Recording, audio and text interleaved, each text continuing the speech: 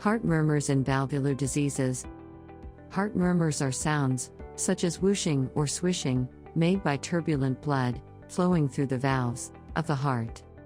It is looked for during the auscultation of the cardiovascular system.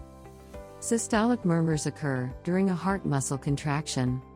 Systolic murmurs are divided into ejection murmurs due to blood flow through a narrowed vessel or irregular valve, and regurgitant murmurs.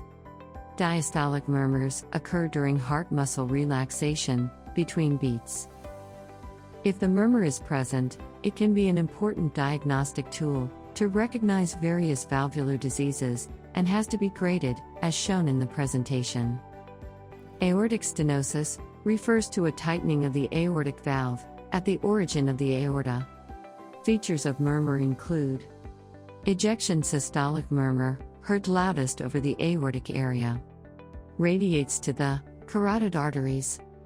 Loudest on expiration, and when the patient is sitting forwards. Mitral regurgitation occurs when there is backflow of blood from the left ventricle into the left atria through the mitral valve during ventricular systole. Features of murmur include a pansystolic murmur, heard loudest over mitral area. Radiation of the murmur to the axilla. Heard loudest using the bell of the stethoscope. Loudest on expiration in the left lateral decubitus position.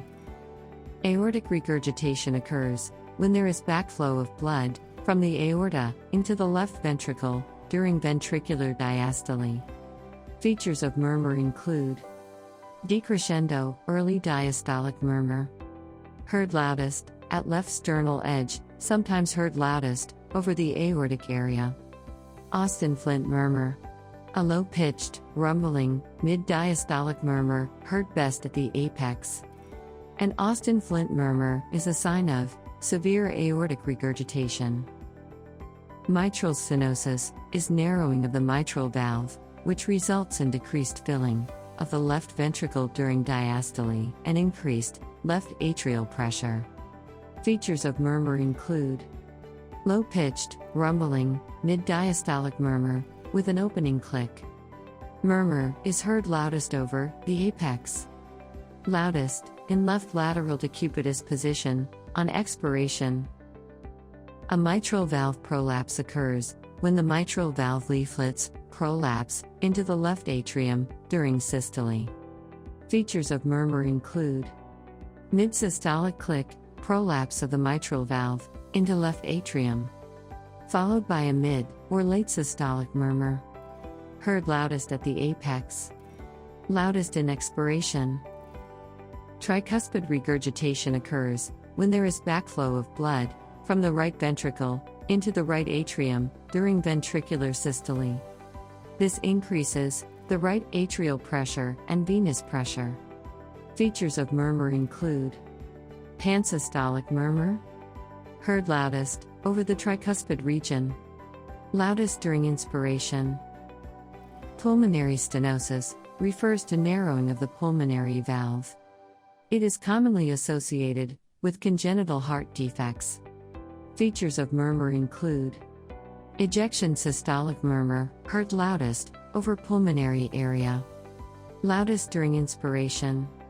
Radiates to left shoulder or left infraclavicular region. In severe pulmonary stenosis, the murmur is longer and may obscure the sound of it too.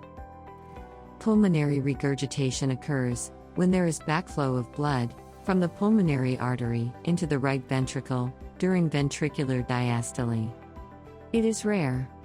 Features of murmur include early decrescendo diastolic murmur, heard loudest over the left sternal edge. Loudest during inspiration. Usually due to pulmonary hypertension, known as a Graham-Steele murmur, when associated with mitral stenosis. Tricuspid stenosis refers to narrowing of the tricuspid valve. Features of murmur include mid-diastolic murmur. Loudest at third-fourth intercostal space at the left sternal edge and inspiration.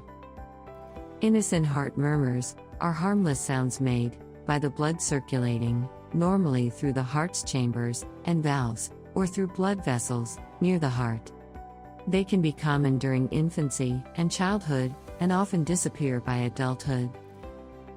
To get more such high-yield medical content, don't forget to subscribe. BasidiaMED. The easiest and fastest way to take advanced clinical history.